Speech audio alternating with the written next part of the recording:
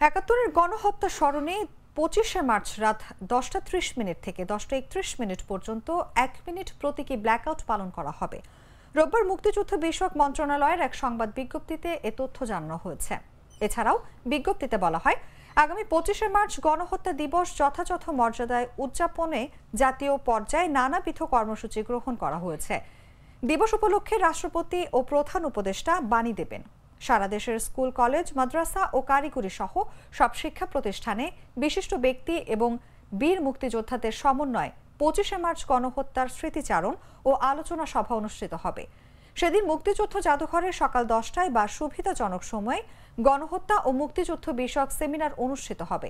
এছাড়া ঢাকা সহ সব সিটি কর্পোরেশনে গণহত্যার উপর দুর্লভ আলোকচিত্র ও প্রামাণ্যচিত্র প্রদর্শনীর আয়োজন করা হবে এবং গৃহীত কর্মসূচি বাংলাদেশ টেলিভিশন ও বাংলাদেশ বেতারে প্রচার করা হবে।